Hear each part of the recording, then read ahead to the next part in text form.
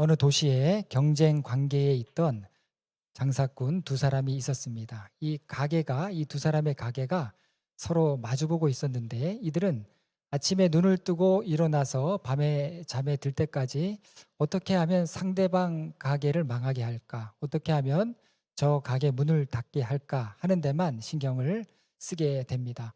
그래서 보다 못한 하나님께서 어느 날 천사를 한쪽 상인에게 보내십니다. 두 사람을 화해시키고자 하나님께서는 천사를 보내셨고, 이 천사는 한 상인에게 이런 제안을 합니다. 하나님께서 그대에게 큰 선물을 내리실 것입니다. 그대가 재물을 원하면 재물을, 그리고 장수를 원하면 장수를, 자녀를 원하면 자녀를 줄 것입니다. 그런데 단 한 가지 조건이 있습니다. 천사가 이렇게 얘기를 하는 것입니다. 그 다음에 천사가 계속해서 말을 이어가는데, 그대가 무엇을 원하든 그대의 경쟁자는 2배를 얻게 될 것입니다. 그대가 금화 10개를 원하면 그는 금화 20개를 얻게 될 것입니다. 라는 말도 합니다. 천사가 미소를 지으면서 이제 그만 화해하시죠. 하나님께서는 이런 방법으로라도 그대와 또 함께 살아가는 저 사람이 함께 잘 살아갈 수 있도록 교훈을 주려 하시는 것입니다. 라고 말을 합니다. 이 천사의 제안을 들은 상인은 한참 생각을 하게 됩니다. 그러더니 입을 열어서 내가 무엇을 바라든지 다 그대로 그렇게 이루어진다는 말씀이죠? 하고 되묻습니다. 천사가 그렇다고 하자 이 상인은 크게 한숨을 쉬고 결심한 듯이 말합니다. 그럼 제 한쪽 눈을 멀게 해 주십시오. 라고 그렇게 이야기했다고 합니다. 한쪽 눈을 멀게 하면 그 사람은 어떻게 되는 겁니까? 양쪽 눈을 다 잃게 되는 것이죠. 여러분, 우리가 화해하고 서로 협력하기가 얼마나 어려운 일인가, 또 서로 잘못을 덮어주고 용서하기가 얼마나 어려운가 하는 것을 이 재미있는 이야기를 통해서 교훈받고 있는 것입니다. 사소한 잘못을 저지른 사람을 용서하려고 해도 나를 버리기 전에는, 내가 정말 죽기 전에는 힘든 것입니다. 하물며 내게 끊임없이 상처를 준 사람, 나를 미워하고 괴롭게 하는 사람, 나에게 원수처럼 되어버린 그 사람을 용서한다는 거, 그리스도의 사랑의 이름으로 그 사람을 품는다는 거, 이거는 결코 쉬운 일이 아닙니다. 사람은 차라리 너하고 나하고 같이 죽자 하기가 쉬운 것이지, 우리가 서로 합력하자, 화해하자, 용서한다, 이렇게 하기가 어려운 것이 인간인 것입니다. 그리고 용서하기 어렵고 화해하기 어려운 사람 가운데 대다수는 바로 며칠 전까지 나와 굉장히 다정하게 지냈던 사람일 때가 있습니다. 여러분, 제가 기도하는 그런 인간관계들이 있습니다. 제가 다 말씀드릴 수는 없지만 저희 가족 안에서도 있고요. 그리고 저하고 정말 형제처럼, 저희 가족 또 제가 그 친구의 가족을 다 알고 형제처럼, 지금까지 뭐 신학교 들어가서 지금 거의 30년을 지켜보고 형제처럼 지낸 그런 친구가 있는데, 그 친구하고 가족들보다도 더 휴가를 많이 갔는데 결국에는 몇 년 전에 마지막 휴가를 갔다가 그 뒤로 서로 가족끼리 안 보게 되는 그런 일들이 있었습니다. 목회자도 그럴 수 있습니다. 다른 친구들이 얘기하는 거예요. 목회자가 그러면 되느냐? 그러면 저는 어떤 생각 드냐면, 네가 한번 당해봐라, 그런 생각이 드는 거예요. 여러분, 인간의 마음이 다 그렇지 않습니까? 저만 그런 겁니까? 아니죠. 우리 마음이 다 그렇습니다. 한때는 너무나도 둘도 없이 가깝게 지냈던 혈육이었습니다. 형제였습니다. 한때는 정말로 세상에 둘도 없는 친구였습니다. 그런 사람들과 어렵게 될 때가 너무나도 많습니다. 왜 그렇습니까? 인간의 마음은 상처를 받게 되면 옹졸하게 돼요. 그 어떤 것으로도 열 수 없는 그런 마음이 됩니다. 가까운 사람일수록 더 그렇게 되는 겁니다. 그렇기 때문에 사회적인 악과 폭력의 본질에 대해서 연구했고 1차, 2차 세계대전 같은 세계사적인 사건을 연구했던 한나 아렌트라는 철학자는 용서를 되찾으려면 먼저 용서의 근원으로 가야 된다라는 이야기를 합니다. 여러분, 용서의 근원이 어디에 있겠습니까? 용서의 근원이 사람에게 있습니까? 아니에요. 용서의 근원은 사람에게 없습니다. 말씀에 나와요. 하나님의 말씀 가운데 용서의 근원이 나오는 것을 보게 됩니다. 여러분, 창세기 2장에 보면 하나님의 속성, 용서하시는 하나님이 창세기 2장부터 나옵니다. 아담과 하와에 대한 말씀이 나오는데 아담과 하와에게 하나님께서 뭐라고 말씀하시냐면 다른 모든 것을 다 누려도 되지만 선악을 알게 하는 나무의 열매는 절대 먹어서는 안 된다. 그 나무의 열매를 먹는 날 그날로 너희는 죽게 될 것이다. 반드시 죽으리라 라는 말씀을 하십니다. 여러분 아담과 하와가 그 이야기를 직접 듣습니다. 그 이야기를 직접 들었음에도 불구하고 그들은 열매를 먹어요. 그런데 안 죽습니다. 하나님께서 그들을 죽이지 않았어요. 하나님께서는 선악을 알게 하는 나무의 열매를 먹던 날 몸의 죽음, 영원한 사망의 벌을 그들에게 내리지 않으셨습니다. 하나님께서 정하신 대로라고 한다면 변개치 아니하시는 하나님이라면 그들은 그 즉시로 죽어 마땅했던 겁니다. 그 모든 벌을 받아야 해요. 그런데 하나님께서 그렇게 안 하십니다.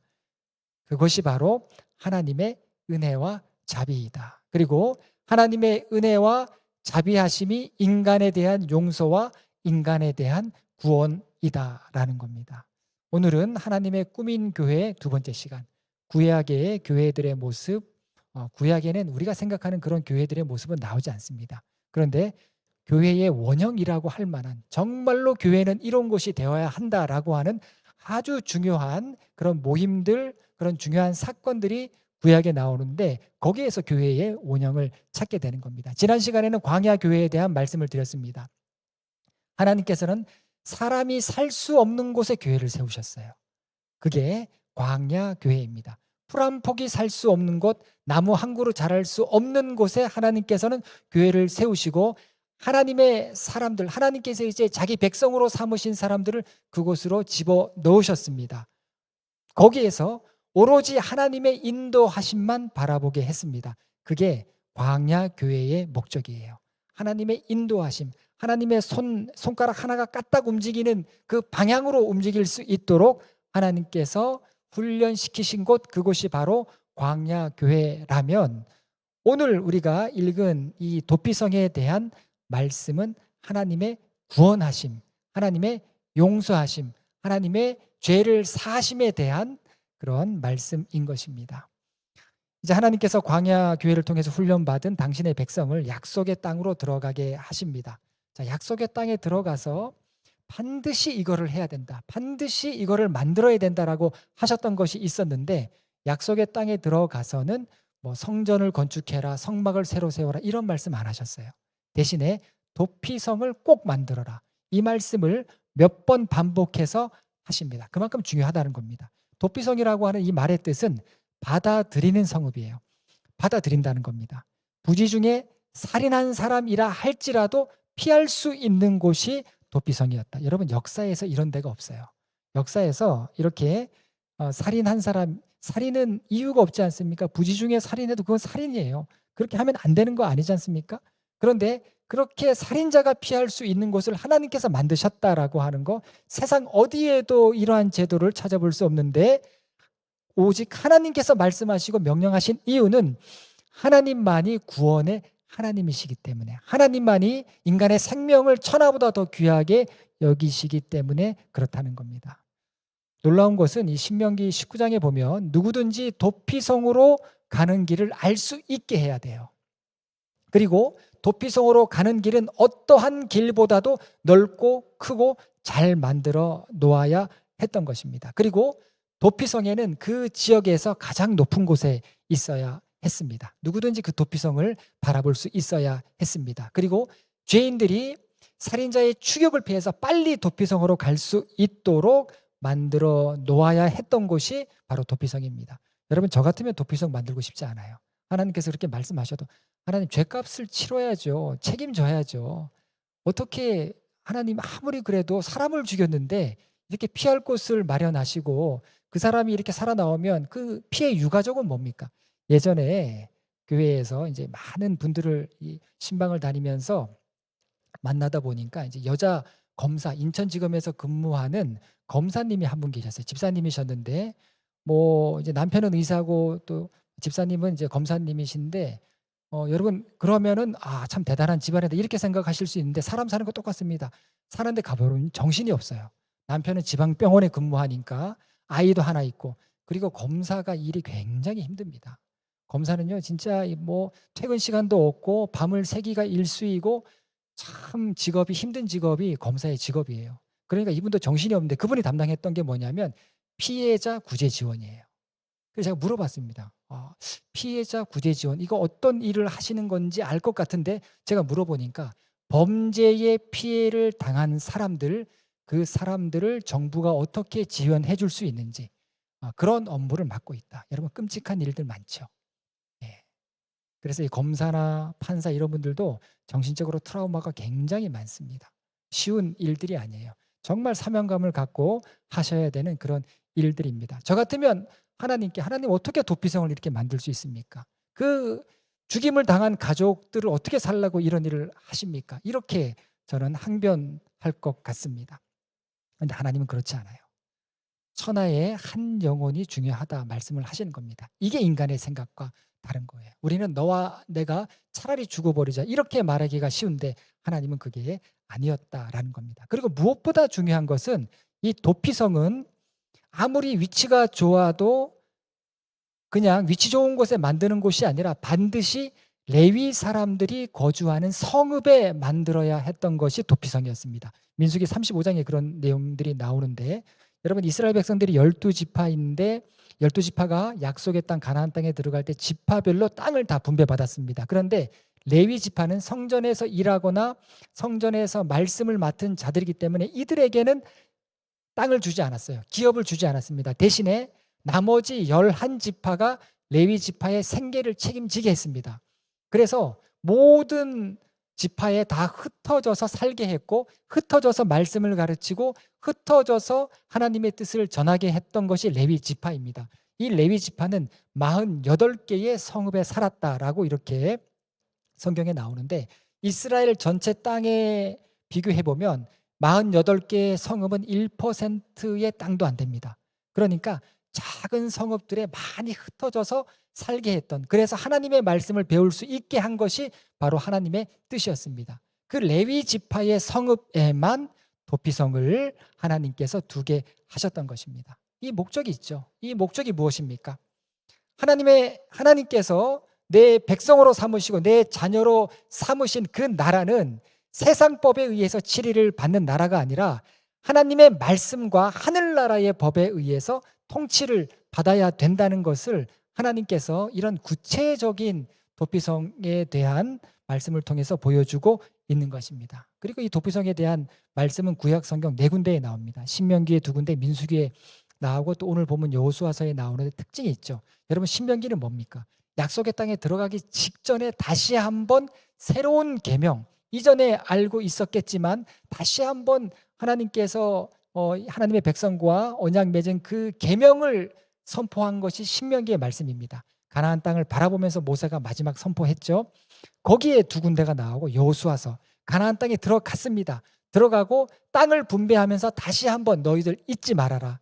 내가 너희에게 이전에 약속했던 명령, 내가 너희에게 주었던 명령을 잊지 마라 라고 여호수아에서 하셨던 도피성에 대한 또 한 번의 반복의 말씀. 이게 무엇을 의미하냐면 하나님께서 그만큼 도피성에 대해서 중요하게 생각하셨다라는 겁니다. 3절 말씀을 보면 부지 중에 실수로 사람을 죽인 자는 그리로 도망하게 하라. 이는 너희를 위해 피해 보복자를 피할 곳이니라. 그리고 5절 말씀에 피해 보복자가 그의 뒤를 따라온다 할지라도 그들은 그 살인자를 그의 손에 내주지 말지니 이는 본래 미워함이 없이 부지 중에 그의 이웃을 죽였음이라. 자, 부지 중에 살인한 자를 하나님께서 보호하시려고 도피성을 만드셨습니다. 자, 신명기의 말씀을 보면 이 부지 중에 살인한 자들에 대한 구체적인 예들이 나옵니다. 한 말씀을 읽어드리면 신명기 19장 5절을 보면 가령 사람이 그 이웃과 함께 벌목하러 살림에 들어가서 손에 도끼를 들고 벌목을 하려고 찍을 때에 도끼가 자루에서 빠져 그의 이웃을 맞춰 그로 죽게 함 같은 것이라. 이런 사람은 그 성읍 중 하나로 피하여 생명을 보존할 것이니라. 같이 나무를 하는데 도끼 자루가 날아간 거예요. 날아가 갖고 사람이 죽게 된 거예요. 이거는 부지 중에 살인자라는 거예요. 그러면 이 사람은 도피성으로 피해서 살게 해야 된다라는 겁니다. 그런데 여러분 계획적이거나 의도적으로 살인을 하면 그 사람 반드시 죽여야 했어요. 하나님께서 죽이라고 말씀하셨습니다. 심지어 고라당이나 아간처럼 한 사람이 잘못했는데 그 그 공동체 전체가 심판을 받는 경우도 있었다라는 것을 우리가 성경을 통해서 보게 됩니다. 그런데 하나님께서는 부지중에 대해서 살인한 자에 대해서는 그 생명을 도피성으로 피하게 해서 보존하게 하셨다라고 하는 거, 이것은 하나님의 건지심의 방법이었다라는 겁니다. 여러분, 왜 하나님께서 강조했습니까? 이스라엘 사람의 개념에는요, 부지중에 살인을 했든 계획적으로 살인을 했든 그 살인자는 반드시 땅 끝까지 쫓아가서라도 죽여야 돼요. 이게 그들의 사고방식입니다. 이게 바로 성경에 나오는 헤렘이에요. 헤렘 정신입니다. 그래서 여러분, 아브라함이 그의 조카 롯이 잡혀갔을 때 어떻게 했습니까? 끝까지 쫓아가서 롯을 구출해 오죠. 이게 헤렘입니다. 하나님께서 사울에게 아말렉을 진멸한 다음에 그들의 양과 소와 사람들까지 다 죽여라 했는데 사울이 어떻게 합니까? 좋은 것을 취하죠. 그래서 사울이 하나님께서 버림받는 그런 벌을 받게 되는데, 심판을 받게 되는데, 그 이유가 뭡니까? 진멸해야 되는 거예요. 이게 성경의 정신, 헤렘의 정신이었던 겁니다. 내 가족이 죽임을 당하면 끝까지 쫓아가서 그 복수를 갚아 주어야 됩니다. 그래서 오늘 본문에도 복수할 자가 나와요. 복수할 자. 이스라엘 사람들에게 있어서 복수할 수 있는 사람이 따로 있습니다. 아무나 복수하는 게 아니야. 누가 복수할 수 있냐면 가장 가까운 친척이 복수할 자입니다. 오늘 본문에도 두 번에 걸쳐서 복수할 자에 대한 언급이 나오는 것을 보게 됩니다. 부지중에 살인을 했을지라도 그 사람을 끝까지 쫓아가서 복수해야 한다라고 하는 것이 그들의 고정관념이었던 것입니다. 그런데 하나님께서 그걸 막으시는 거예요. 그렇게 복수하면 또다시 원한을 사게 되고 피해 복수가 반복될 수 있기 때문에 하나님께서는 부지중에 사람을 죽인 자가 죽지 않고 하나님께로 피하여서 생명을 보존할 수 있도록 도피성을 마련해 주셨던 것입니다. 하나님의 구원하심의 은혜예요. 요단 동편과 요단 서편 각각 3개씩 6개의 도피성을 마련하게 했던 겁니다. 여러분, 이 복수의 달콤함이 있죠. 복수의 달콤함에 빠지게 되면은요, 피해자는 가해자가 됩니다. 그리고 어떠한 잘못도 정당화하게 하는 악순환이 반복이 돼요. 그래서 이 도피성 말씀이 기록된 요 민수기나 또 다른 말씀들을 보면요, 특히 민수기 35장 34절에서 하나님께서 뭐라고 말씀하시냐면 내가 거주하는 땅을 더럽히지 말라. 여러분, 2가지로 더럽히지 말라는 거예요. 첫 번째, 복수하려는 마음. 그런 마음으로 내 거룩한 땅을 더럽히지 말고, 그리고 살인으로 흘린 피가 하나님의 거룩한 땅을 더럽히는 것을 도피성을 만드심으로 막으신 거예요. 하나님께서는 이렇게 구체적으로 도피성에 대해서 말씀하시면서 내 땅을 더럽히지 말라라고 하셨던 것입니다. 그런데 엄밀하게 말씀드리면 도피성은 교회가 아닙니다. 하지만 오늘 제목은 도피성 교회라고 그렇게 제목을 붙였는데, 그렇게 이야기할 수 있는 이유가 뭐냐면 이 도피성의 뜻과 의미가 바로 우리의 구원자 되시는 예수 그리스도를 예표하기 때문에 도피성 교회라고 말씀드릴 수가 있는 것입니다. 도피성은 누구나 볼 수 있는 것, 누구나 가까이 도달할 수 있는 곳에 있었는데, 이것이 의미하는 것이 무엇이냐면 예수께로 피하기를 원하는 사람은 누구든지 예수 그리스도를 피난처로 삼을 수 있다는 복음의 진리와도 같은 것입니다. 그리고 도피성으로 향하는 길은 잘 닦여져 있었다라고 했습니다.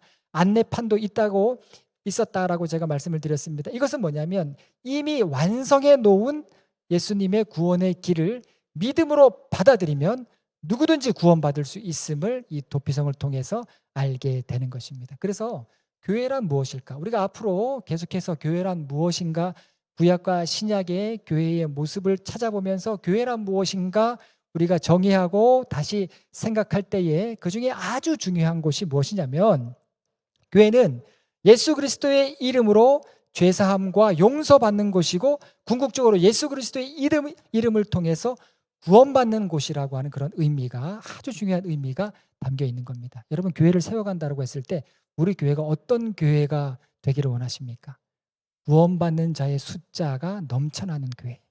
여러분, 우리가 모두가 구원받기 위해서 이 자리에 모여 있는 겁니다. 내 생명을 건져주시고 내가 새 생명을 얻고 예수 그리스도를 아는 자만이 누리게 하시는 그 구원의 기쁨을 얻고 함께 신앙생활하는 곳, 그곳이 바로 교회이다라는 겁니다. 그렇기 때문에 여러분 오늘날의 교회는 도피성의 역할을 잘 감당하는 교회가 되어야 합니다.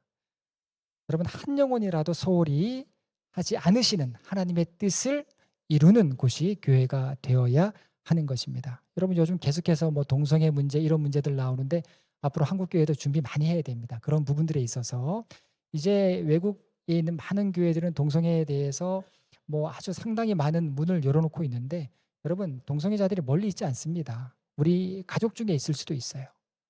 그렇다고 했을 때 우리가 그들의 영혼을 어떻게 품을 것인가, 그들을 위해서 우리가 무엇을 할 수 있을 것인가. 중요한 것은 그들도 구원받아야 한다라고 했을 때 그들이 이 교회를 통해서 새 생명을 얻고 구원받게 하는 역할들, 거기에 우리가 신앙에 초점을 맞추고 신앙생활 해야 한다라는 겁니다. 그래서 이 구원에 대해서 깨닫는 것이 너무 중요합니다. 하나님께서 나를 구원하셨다라고 하는 거, 이것을 깊이 깨닫는 것이 너무나도 중요해요. 다른 거는 몰라도 여러분 구원에 대해서 여러분 깊이 깨달으셔야 됩니다. 여러분 인간은 어떤 존재입니까? 인간은 항상 잘못하는 존재입니다. 이 사실은 누군가가 항상 다른 사람에게 잘못하는 일들이 날마다 벌어진다라고 하는 겁니다. 그래서 용서의 문제, 내가 어떻게 이것을 용서해야 할 것인가, 또 하지 말아야 될 것인가, 어떻게 해야 될 것인가, 지속적으로 물음을 우리는 갖고 살아간다라는 겁니다. 하지만 여러분 내 의지로 용서할 수 있나요? 여러분 사람이 사람을 구원할 수 있습니까? 없어요. 2015년 1월 10일 새벽에 뺑소니 교통사고가 일어나게 됩니다. 이 사건이 이제 언론에 크림빵 뺑소니 사건으로 보도가 되었는데 아마 이 사건 기억하시는 분들이 많을 겁니다.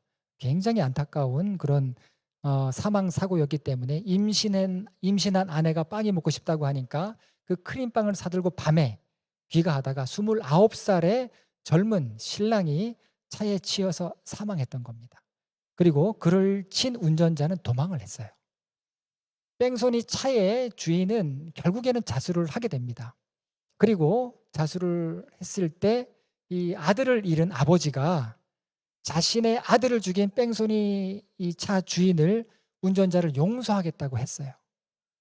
그래서 운전자인 허모 씨가 자수한 날 밤 그 희생자의 아버지가 경찰서로 찾아오게 됩니다. 찾아와서 자수한 사람, 내 아들을 죽게 했지만 자수한 사람을 위로하러 왔다라고 하면서 따스한 용서의 손길을 내밀었죠. 그런데 하루 만에 그 용서의 손길은 분노의 손길로 바뀌게 됩니다.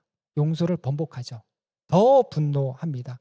이유는 뺑소니 차의 운전자가 스스로 잘못을 뉘우치지 않았기 때문에, 그리고 그가 했던 진술에도 진정성이 보이지 않았기 때문에 오히려 그 아버지는 더 분노했던 겁니다. 여러분 이렇듯 인간의 용서의 지평은 굉장히 복잡합니다.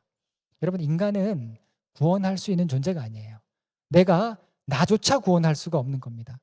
여러분 우리가 믿음이라고 이야기할 때 그 믿음은 하나님만이 구원자가 되심을, 하나님만이 내 생명의 주인이시고 나를 건지시는 자임을 믿는 거예요. 그 믿음이 가장 중요한 믿음이다라는 겁니다. 여러분 그리고 이 용서라고 하는 거, 이건 우리가 엄청난 잘못에서만 필요한 것이 아니죠. 여러분 일상생활 가운데에서도 아주 사소하고 작은 문제들 가운데에서도 용서가 필요하죠. 죄사함이 필요하죠.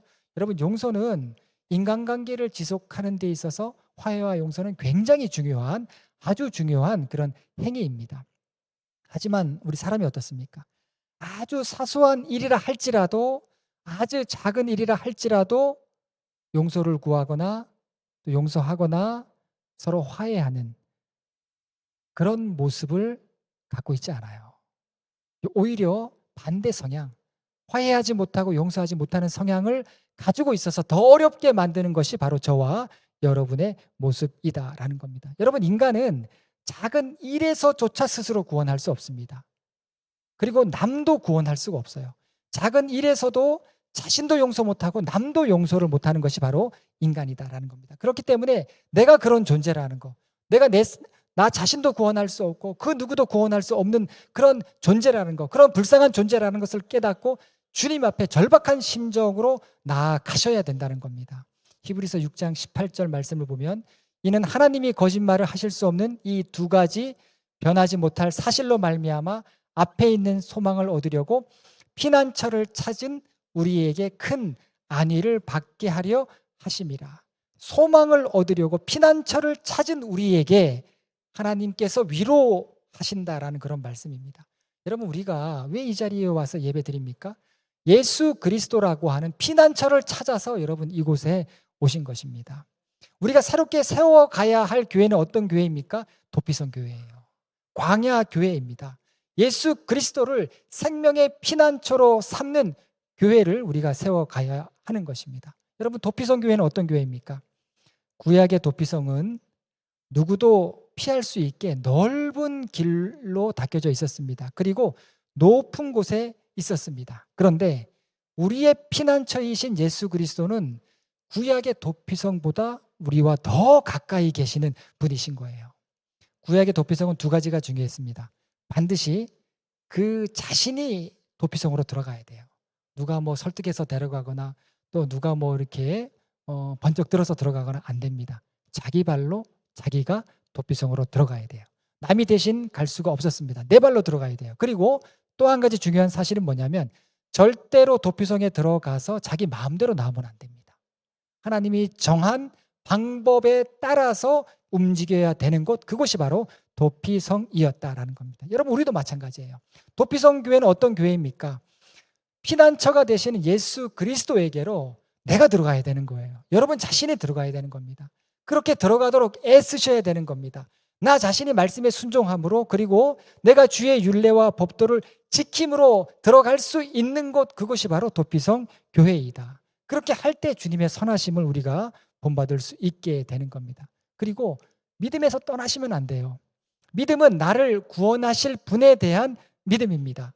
그분에게서 멀어지시면 안 돼요. 여러분, 우리 모두가 구원받는 것보다 더 중요한 것이 없습니다. 여기 계시는 모든 분들은 다 구원받으셔야 돼요. 다 하나님의 구원하심의 은혜, 죄사함의 은혜, 그리고 구원의 즐거움을 갖고 우리가 신앙생활 하는 것이 하나님께서 우리를 모으게 하시고 우리로 하여금 교회가 되게 하시는 제일 중요한 첫 번째 목적이다라는 겁니다. 여러분, 그래서 인간적인 친밀함 좋습니다. 그런데 인간적인 친밀함을 넘어서 서로가 예수께 붙들려 있도록 신앙생활 하셔야 돼요. 서로를 붙잡아 주셔야 돼요. 사단이 우리의 이 피난처에 틈타지 못하도록 우리가 그렇게 기도하면서 이 도피성 교회가 견고한 하나님의 성읍이 되도록 우리가 기도하면서 말씀으로 무장하면서 나가야 되는 것입니다. 그곳이 도피성 교회예요. 여러분, 또한 도피성 교회는 제4함이 선포되는 그런 교회였습니다. 도피성에 들어오면 살아요. 우리가 영적인 분위기가 중요해요. 여러분, 이곳에 들어왔을 때 하나님의 임재하심을 체험하고, 아, 이곳에 생명이 있구나, 이곳에 주의 역사가 있구나, 이곳이 주님께서 함께 하시는구나, 그런 교회가 되도록 여러분 우리에게 책임을 주신 거예요. 저에게만이 아니라 여러분에게도 그런 책임이 있는 겁니다. 여러분, 도피성에 들어오면 살았다라고 하는 그 의미가 무엇입니까? 내가 죄인이고 또 예수님께서 나의 피난처 되심을 마음으로 믿고 고백할 때 그 사람 마음속에 성령으로 역사하신다는 거예요. 우리 가운데 주님께서 성령으로 역사하신다는 겁니다. 성령께서 내 죄를 없이 하신다는 거예요. 그리고 우리로 하여금 죄에서 자유를 얻게 하시고 우리로 하여금 구원받은 자의 즐거움을 우리 모두가 누리도록 하신다라는 겁니다. 여러분, 그렇기 때문에 도피성 교회는 죄사함의 역사가 많이 일어나는 그런 곳입니다. 여러분, 우리가 신앙생활 할 때 내 죄를 깨닫고 하나님께서 내 죄를 사해 주셨다는 그 일이 얼마나 감사한 일인가. 여러분, 자기 죄를 생각할 때 여러분 무서움을 느껴보셨나요? 내가 정말 하나님 앞에 죄인이다, 그런 거 한번 느껴보셨나요? 여러분, 하나님 앞에 내가 선다라고 생각했을 때, 내 죄가 하나님 앞에 드러난다고 생각했을 때 그거보다 더 무서운 일은 없어요. 내 죄를 생각할 때 그거보다 더 몸서리치는 일은 없는 겁니다. 그런데 주님께서 보혈로 그 죄를 다 덮어주신다는 거예요. 내가 죄가 있는데도 불구하고 내 죄를 묻지 않고 나를 의롭다 여겨주신다는 겁니다. 여러분, 이것보다 큰 은혜가 없는 거예요. 그래서 여러분, 죄사함의 은혜가 충만한 곳, 그곳이 어디입니까? 도피성 교회이다라는 겁니다. 그리고 도피성 교회는요, 누구든지 와서 예수님을 만나는 곳, 그곳이 도피성 교회입니다. 구약의 도피성은 올 수 있는 사람이 정해져 있었어요. 부지 중에 살인한 자만 도피성으로 올 수 있었습니다. 나머지는 다 죽임을 당하게 되어 있었습니다. 그런데 예수 그리스도를 머리로 하는 오늘날의 교회는 어떻습니까? 모든 죄인을 다 받아주시고 용서하시고 구원받는 곳, 그곳이 바로 도피성 교회이다라는 겁니다. 여러분, 주님께서 내 죄를 사해 주셨어요. 그렇기 때문에 우리가 매일같이 주기도문 하지 않습니까? 우리가 어떻게 해야 되겠습니까? 우리도 우리에게 죄 지은 자를 용서하는 마음, 그것이 예수 그리스도의 마음인데 그 마음을 본받아야 되는 겁니다. 여러분, 주님께서 내 죄를 사해 주시는 전제 조건이 뭐냐면 나에게 죄 지은 자를 용서하는 마음을 갖는 거, 그리스도의 마음을 본받는 거, 이것이 전제 조건인 것입니다. 여러분, 그럴 때 우리 모두가 구원의 즐거움을 얻게 되는 겁니다. 여러분, 교회의 가장 큰 기쁨은 한 영혼이 돌아올 때의 기쁨, 한 사람이 변화될 때의 기쁨, 이게 구원의 즐거움이에요. 교회는 구원의 즐거움이 많아야 되는 겁니다. 우리가 산상교회 며칠 전에 갔다 왔는데 날씨도 참 좋고 거기가 또 분위기가 좋습니다. 이제 차가 막혀갖고 제가 조금 당황했습니다. 준비한 거는 있고 뭐 찬양도 준비하고 다 준비했는데 차가 막혀서 이게 좀 늦어지니까 제가 설교하는 것도 이거를 막 줄이면서 막 해야 됐고 찬양도 준비한 거 다 못했고, 왜냐하면 거긴 또 시간 맞춰서 식사를 또 해야 되기 때문에. 그런데 그렇게 해서 끝나고 나서 보니까 이렇게 흩어져서 삼삼오오 흩어져서 사진도 찍고 산책도 하고 그런 모습을 이렇게 봤을 때 마음이 너무 좋은 거예요. 아, 우리가 정말 신앙생활 함께 하는 거, 구원받은 백성으로서의 모습들, 우리가 예배할 때, 찬양할 때, 기도할 때 그런 모습들도 중요하지만 함께 우리가 신앙 안에서 교제하고 믿음 안에서 함께 기쁨과 즐거움을 누리는 거, 이것이 얼마나 중요한가. 여러분, 구원의 즐거움이 왜 있어야 됩니까? 우리가 구원의 즐거움이 있을 때 헌신과 자원함의 기쁨이 배가 되는 겁니다. 그런 교회를 만들어 가셔야 되는 거예요. 그런 교회를 세워 가셔야 되는 겁니다. 여러분, 그리고 아직도 구원받아야 할 영혼들이 너무나도 많죠. 우리의 사명이 뭡니까? 도피성으로 인도해야 될 사명이 있는 거예요. 그래서 여러분, 전도는 전도대만 하는 게 아니고 그냥 교회에 한번 와봐라, 그런 차원이 아닌 거예요. 여러분, 전도에 대한 생각을 다시 하셔야 됩니다. 구원과 심판의 문제이죠. 전도는 숭고한 사명이 되는 겁니다. 구원받지 않으면 심판 외에 다른 길은 없는 거예요. 그래서 전도가 중요하다는 겁니다. 피난처가 되시는 예수 그리스도께로 죄짐을 안고 있는 영혼들을 인도하는 교회, 그 교회가 바로 도피성 교회이다라는 겁니다. 여러분, 예수님께서는 사람은 사람을 조금 멀리 하기도 하고 또 일부러 또 이렇게 거리를 두기도 하고 막 그러지 않습니까? 주님은 그렇지 않습니다. 우리의 피난처 되시는 예수 그리스도는 우리의 영원한 도피성이 되셨습니다. 배척하지 않으세요. 죽음을 이기셨기 때문에 사망에서도 건지십니다. 부활하시고 승천하셨기 때문에 우리의 영원한 피난처가 되신 것입니다. 우리로 하여금 하늘의 소망을 갖고 살게 하신 분, 그분이 바로 예수 그리스도예요. 예수 그리스도께서 오늘날 도피성 교회의 주인이 되십니다. 여러분, 그렇기 때문에 우리 더원교회가, 그리고 여러분의 심령이 무엇보다 죄사함의 은혜가 있고 그리고 구원받은 자의 즐거움이 넘치는 그런 교회가 되고 예수 그리스도의 용서가 있는 그런 교회가 되기를 간절히 바라겠습니다. 기도하시겠습니다. 하나님, 이 세상 어디에도 우리 마음 둘 데도 없고 우리의 몸 둘 데도 없는 그런 세상을 살아갑니다. 나그네처럼 이리저리 방황하는 마음으로 살아갑니다. 그럴 때 예수 그리스도를 바라보게 하시고 예수 그리스도를 나의 피난처로 삼아 그곳에서 영원한 안식을 얻으며 살아갈 수 있는 저희들 되도록 인도하여 주시옵소서. 예수님의 이름으로 기도했습니다. 아멘.